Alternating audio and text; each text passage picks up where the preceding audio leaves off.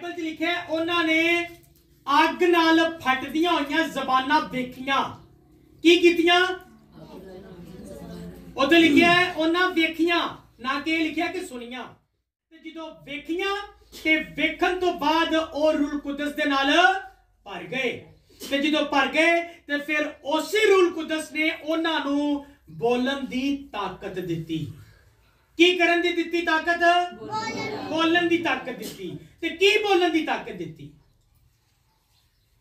खुदा दा कलाम बोलन दी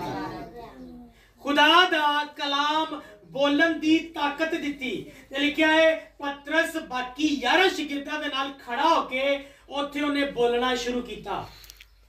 की शुरू किया बोलना शुरू किया।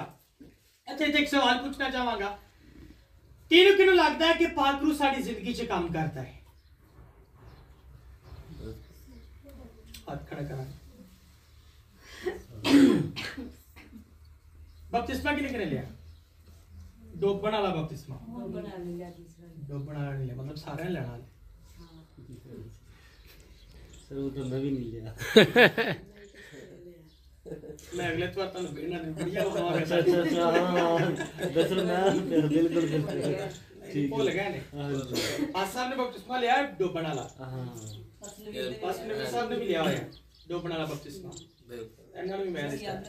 ठीक है मतलब भाई अमर ने भी लेना ना हां जी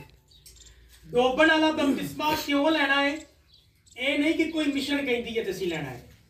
इसलिए क्योंकि यसु मसीह ने डोबण वाला बपतिस्मा लिया किने लिया यार हो सकता है मैं गलत हूं हो सकता है पादरी साहब गलत हो जाए या कोई और मिशन गलत हो गए लेकिन जो यसु मसीह ने किया सानू वो करना चाहिए कि नहीं करना चाहिए बाकी छड्डो गल्लां बाकी की कहते हैं जो यसु ने किया वो करना चाहिए कि नहीं करना चाहिए। बाइबल च लिखा है यूहन्ना इसकबागी बपतिस्मा देने वाला दरिया यरदन दे अंदर खड़ा सी ते लिखा है यसु मसीह पानी दे अंदर उतर के उन्होंने बपतिस्मा लिया तो जिस तरह ही पानी चो बाहर निकले इहदा मतलब है कि पानी दे अंदर डुबे ते जिस तरह ही पानी दे अंदरों बाहर निकले ते कबूतर दी मानी दा पाक रूह उहदे उत्ते उतरिया ते जदों उतरिया ते नाल ही उत्तों आवाज आई ये मेरा प्यारा बेटा है इंदी सुनो मतलब यह कि पाक रूह जदों यसु मसीह ते उतरिया ते यसु मसीह ने उस तो बाद बोलना शुरू किया ਅਸੀਂ ਹੁਣ ਕੀ ਕਹਿ ਰਹੇ ਹਾਂ ਹੁਣ ਜਦੋਂ ਪਾਕ रूह 35 ਕੋਸ ਦੇ ਦਿਨ ਉਤਰਿਆ ਤੇ ਉਹਨਾਂ ਨੇ ਕੀ ਕੀਤਾ ਬੋਲਣਾ ਸ਼ੁਰੂ ਕੀਤਾ ਉਹਨਾਂ ਨੇ ਬੋਲਣਾ ਸ਼ੁਰੂ ਕੀਤਾ ਇਸੇ ਤਰ੍ਹਾਂ ਹੀ ਜਦੋਂ ਪਾਕ रूह ਮੇਰੀ ਜ਼ਿੰਦਗੀ ਚ ਆਇਆ ਤੇ ਮੈਂ ਕੀ ਕੀਤਾ